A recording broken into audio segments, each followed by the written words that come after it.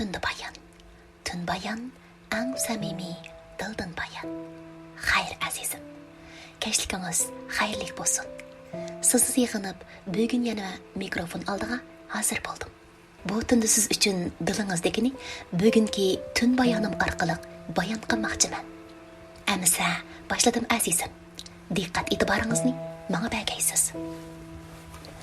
O'zini quruqdash eng ustun tinchdir. Ilgari quruq istakan holat deb bir nazariya anglagan edim. Ya'ni quruq bir istakanning ichiga nima solsangiz, sizga ko'rindig'inimi yana shu bo'ladi.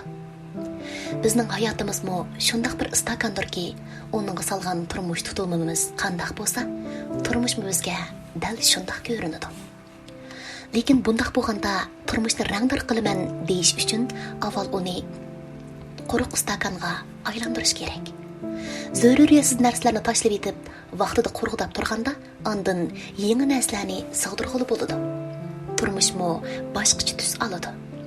Xuddi azaymoqda ko'paymoqda nomli kitobda yozilgandek, teran qatlamdan qaraganda o'zini quruqdash, hozirda yashash va hayotni radlash qarashidir. Quruqdash bilan ichingiz oddiylashadi. Turmushingiz yengillashadi. Hayotingiz rangdorlashadi. Oddiylikqa qaytish o'zini quruqdash bilandir. Odam yoshga cho'ng'aygan sari arzimas, ammo ig'ir yuklarni yutib olishga amroq bo'lib qoladi. Ig'irligini biladi-yu, tashlab o'tkazmaydi. Shuni bilmaymizki, arzimas narsalarni tashlab etolmaslik hayotga texi muhim va ovorchilik keltiradi. Bir yigit yaqindan beri tijoratda yurishmagani uchun g'am qilib, qachonli qarasa, heli uyan, heli buyan o'ylanib, qapoqlarni turib, o'ziga so'zlab yuridi ekan. Bir kuni dadasi uning ikki qo'lida ikki lo'nqini ko'targach, g'amkin turg'unini ko'rib, "Qo'yib qo'y" debdi. Yigit buni anglab, so'l qo'lidagi lo'nqini ustalga qo'yibdi. "Qo'yib qo'y" debdi dadasi yana. Yigit o'ng qo'lidagi lo'nqini qo'yibdi. "Qo'yib qo'y" debdi dadasi yana o'nliq qilib. "Ikkili qo'limdagini qo'yib qo'ydim. Endi yana nimani qo'yib qo'y deysan?" deb so'rabdi yigit tushunmay. "Ko'nglingdagini qo'yib qo'y" debdi dadasi javoban. "Qo'ygan lo'nqang muhim emas. Muhimi ishchandagi g'am-g'usalarni qo'yib qo'yishdir." Shundaq. Odam hech qanday narsani ziyoda muhim bilib olgulik emas. Qo'ydiganni qo'yib, tozlaydiganni tozalab turganda ichimiz ondan sal yengillashadi. Bir she'rda mundaq yozilgan.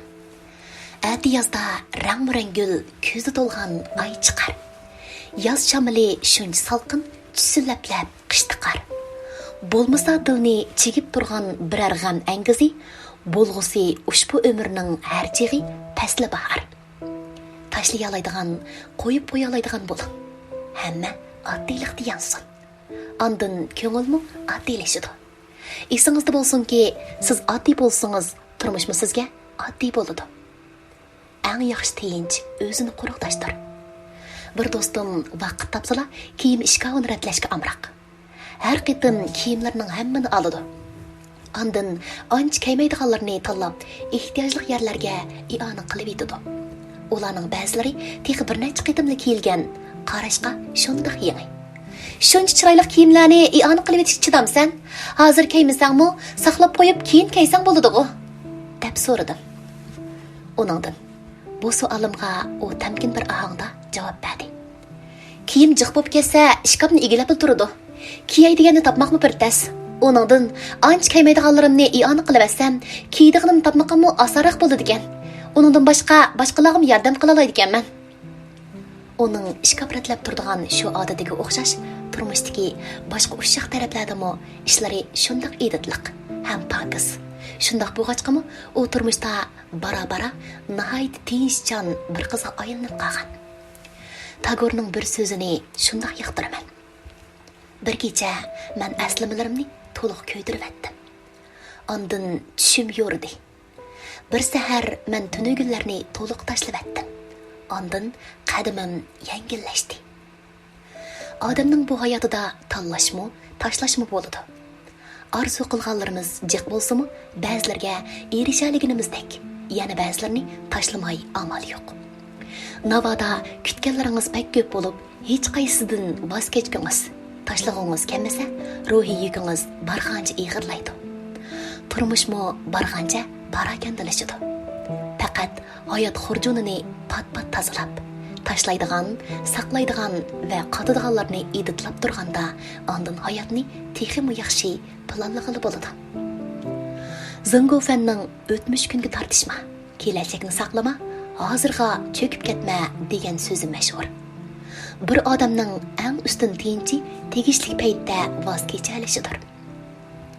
Donolarning hayoti izchil voz kechish bilan o'tadi. Budda asarlarda istaklar insonga iskanjadir deyiladi. Haqiqatda ziyoda ko'p istak va kuchli tomonlar odamga yuk bo'lib, menish yo'lini tushib qo'ydi. Nurg'unlarning azoblanishi ish-ichidan charchishiga sabab. Faqat ziyoda ko'pga herismanlik, voz kechishga irodasizlikdir. Aksicha, haqiqiy dono kishi o'z umrini zaruriyatsiz narsalardan o'zini qurg'dash bilan o'tkazadi. Biraylan nom va utuq qozonib, turmush hamisha aldirash o'tadigan. O'zimi barg'an siri charchaydigan bo'lib qopti. Ondan qanday qilsam bo'la deb pishqan bir professordan maslahat olmoqchi bo'ldi. Professor uningdan so'rabdi. Kunlaringiz nima ishlar bilan aldirash? Atidan kashgacha har xil so'rin faoliyatlarga qatnashish bilan. Debdi u kishi gap yo'shirmay. Ba'zida tomoq yeyish emas, ba'zida nutq so'zlayman. Hamkorlashuvchilarni vaqt chiqarib kutib olmasam dexe, o'z ishlarimni qilmasam dexe, rostli yetishib bo'lmay qoldim. Buni anglagan professor uni kiyim uyga akirib, mushu kiyimlarning hammani kiyib olsangiz, javobini topa olaysiz, debdi. Menga uchamdagi kiyimlar yetadi, debdi u kishi. Ortiqini nima qilaman? Yana kelib uchamga qo'lashmaydi-da. Mana topdingiz, debdi professor. Mushu kiyimlarmi dal ustingizdagi yukka o'xshaydi. Jiq kiyib olgan siri shuncha siqilasiz. Bilsangiz, sizning salohiyatingiz notiq yoki aloqachi emas. Shundoq turib, nemishqa o'zingizga jafo selib, shuncha jiq roli ilib olasiz. Bu gapdan u kishi tuyuqsiz cho'chib uyg'ongandek bo'pti. Shundoq. Ba'zi zaruriyatsiz ishlarni tashlab asam bo'g'odak. Kuchim yetgan ishni qilay. Ondan asli nishonimni tepib, ozodroq yashay olay ekanman, debdi o'ylanib. Hayotlik sabri bir qo'lvaqqa o'xshaydi. Yük ziyoda ig'ir bo'lib ketsa, kema cho'kadi yoki buziladi. Ondan safardan ig'iz ochqili bo'lmaydi. Yiroqlarni nishon qilgan kishi yuklarni qayralida tushirib tursa, ondan safari teximo ravon davomlashadi. Bizmo ishimizni muvofiq paytda shundoq ratlab, ahamiyatsiz narsalar bilan ortiq havaslarni chiqarib etib, turaylikki go'zal hayotning haqiqiy huzurini sirkaymiz. Xayr azizim. Hammamiz har makon, har zamon aziz bo'lg'aymiz deb bugungi bayonimni mushu yerda yapmoqchiman.